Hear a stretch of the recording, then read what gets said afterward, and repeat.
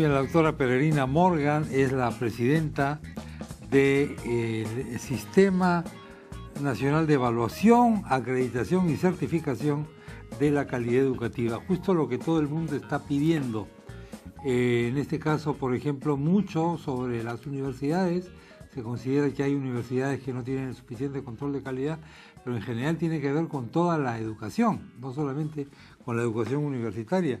Doctora Peregrina Morgan, ¿cómo está usted? Bien, Chema. Buenas noches. Con mucho gusto de estar en su programa. Gracias por venir. Bueno, su rango de responsabilidades es enorme. Es todo el sistema educativo. Es todo el sistema educativo. Desde la educación básica hasta la superior. Hasta la superior, es enorme. Claro que sí. ¿Cómo se puede abarcar tanto? ¿Cómo se puede abordar un trabajo así? Lo que sucede es que el SINEACE, que es el Sistema Nacional, tiene 3 órganos operadores. Uno que se encarga de la educación básica y 2 que se encargan de la educación superior. El CONIACE es con la educación técnica y el CONIAU con la universidad. Entonces, cada uno de los presidentes tiene su propia responsabilidad. Eso nos ayuda, pero aún así sigue siendo una tarea muy compleja. Es enorme, es enorme. Y no creo que sean muchos ustedes. No somos muchos. Y tampoco queremos ser muchos, porque no queremos ser una institución burocrática muy grande, pero que sí cada persona esté especializada, de modo que pueda saber hacer bien su trabajo, ¿no? ¿En qué criterios se fijan ustedes para establecer una calificación de una institución educativa? Establecemos los estándares y los indicadores en base a un trabajo muy participativo, en el que están, en primer lugar, los propios estudiantes, los docentes, los académicos en el caso de la universidad y también los expertos. Entonces tenemos espacios distintos en que conversamos con cada uno de estos grupos y así vamos elaborando esos estándares, ¿no? Es un trabajo eminentemente participativo. Correcto, pero ¿qué se saca de estas conversaciones? Una especie de calificación. Claro, lo que tenemos niveles. Son matrices. Matrices. Y esas matrices, a cada una de estas personas. Tienen criterios, factores, y cada factor se desagrega en estándares e indicadores, ¿no? Por ejemplo, esta mañana hemos tenido algo muy interesante, que hemos firmado un convenio entre el IPEBA, que se dedica a la educación básica, y el Acción Empresarial IPAE. Esto es muy importante porque es una alianza empresa-Estado. Porque el SINEACE es un organismo del Estado. Y en el caso de IPAE, ellos trabajan con las escuelas públicas rurales. Entonces, mejorar la calidad de las escuelas rurales es una prioridad. Es tremendo eso. Acuérdense que estamos en la época y en el año del desarrollo rural. Entonces, se ha priorizado. Entonces, IPAE, siendo una empresa, se ha preocupado por estas escuelas. Claro. Entonces, lo que nos falta siempre es la conexión escuela-empresa, ¿no? Claro. ¿Por qué? Escuela-sociedad, mundo real. Sí, y empresa, porque la empresa es quien va a permitir la inserción laboral de los que están en el sistema educativo. Claro que sí. Y si no los preparamos, no pueden trabajar. ¿Todo esto se convierte en números? Quiero decir, ¿hay calificaciones? ¿Hay una nota? En realidad, quienes evalúan y ponen notas es el propio sistema educativo. Lo que hace el sistema es establecer, mediante una evaluación, comparándola con estas matrices de que antes hablaba, establecer en qué grado de avance, de calidad se encuentran las escuelas, en el caso de la básica, o los institutos tecnológicos y pedagógicos, o las universidades, en el caso de la educación superior, ¿no? Y entonces, cuando se evalúa, se empieza en primer lugar porque la propia institución se autoevalúe en relación a estas matrices. Obviamente, ustedes van a publicar estos resultados. Se publican. Para que el mercado, digamos, sepa dónde están las instituciones y quiénes están acreditadas, ¿no? Y esto es muy importante porque la acreditación es un sello de calidad que el Estado da a las mejores instituciones. En el caso de la educación básica, en un convenio con PROM Perú, las escuelas que se acrediten van a ser las escuelas marca Perú. Entonces, el Estado quiere también promocionar la educación como un producto importante. Importante para que la gente, sobre todo pienso en los padres de familia, ¿no? Claro, Exacto. hoy día tenemos un bombardeo de publicidad educativa de tal magnitud que uno se desorienta. Y al final muchos padres de familia, bueno, no saben dónde poner a sus hijos. Claro, y los propios chicos se desconciertan, ¿no? Exacto, sí. Los chicos están muy desconcertados con todo este bombardeo, ¿no? El tener a los hijos en una institución que tiene calidad es fundamental, porque les va a asegurar un futuro.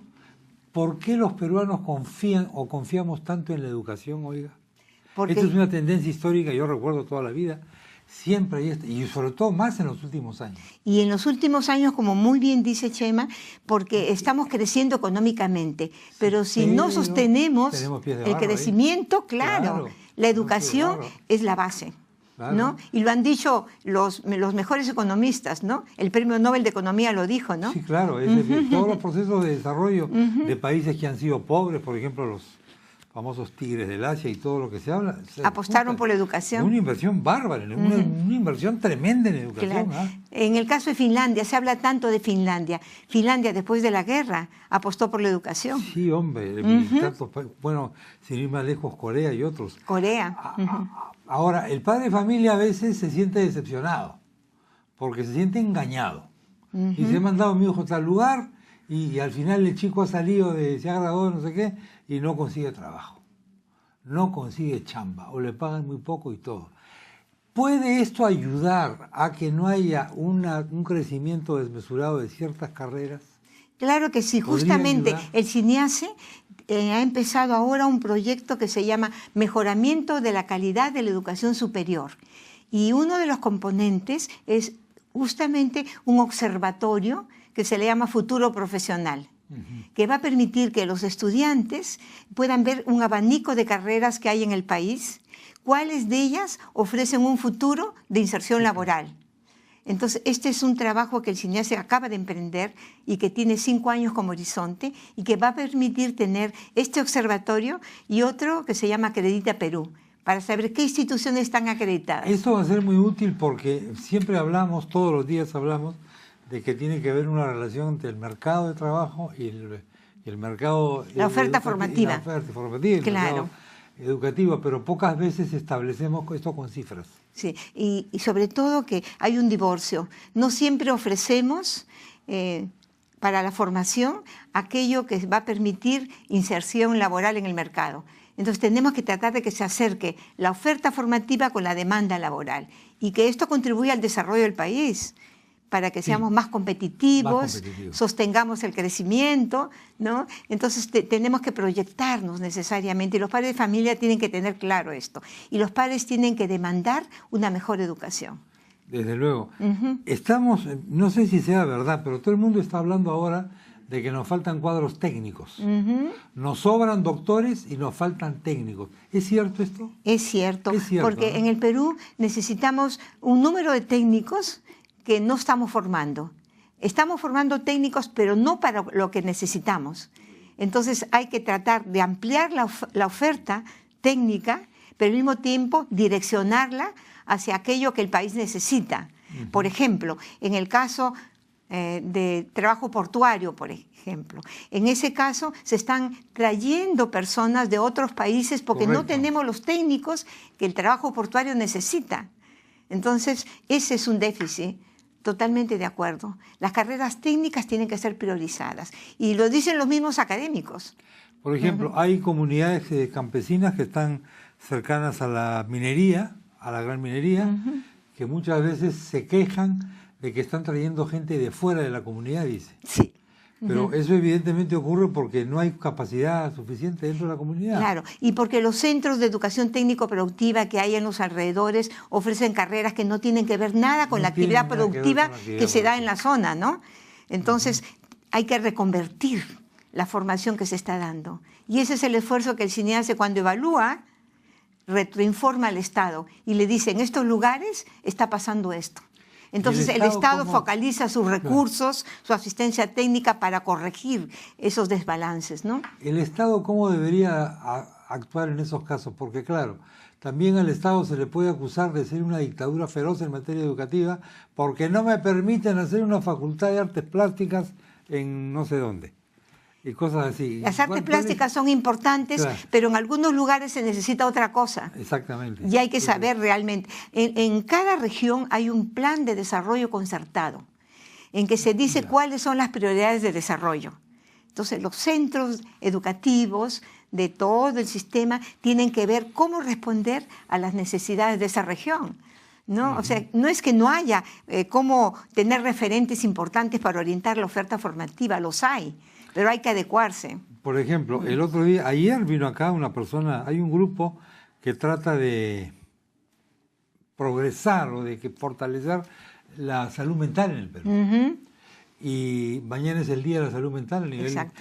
Bueno, todo el mundo me dice que nos faltan psiquiatras, por ejemplo. Ayer escuché el programa y decían eso, unos sí. déficits aterradores. ¿Y esto cómo se hace? ¿Qué pasa si los chicos no quieren estudiar psiquiatría? Sin embargo, las universidades tienen que también hacer orientación vocacional desde el comienzo, ¿no? Correcto. Y los colegios tienen que hacer lo mismo, ¿no? Sí. Y porque, como usted dijo muy bien, hay personas que siguen una carrera y trabajan en otra cosa para que no sean formadas. Sí, claro. Incluso hay una investigación que se llama de la universidad a taxista. Absolutamente. Con todo el respeto que tienen los taxistas. Sí, claro, pero ¿no? el taxi es muy recurrente en eso. Claro, porque no pueden realmente trabajar en aquello para lo que se han preparado, ¿no? De repente no debieron prepararse en eso, ¿no? Sí, pues, porque a lo mejor no tuvieron esta mirada que hemos dicho antes, ¿no? ¿Qué necesita el mercado? Y cómo esto tiene que ver con mi vocación, con mis capacidades, con lo que yo puedo hacer, ¿Para qué ¿no? soy bueno?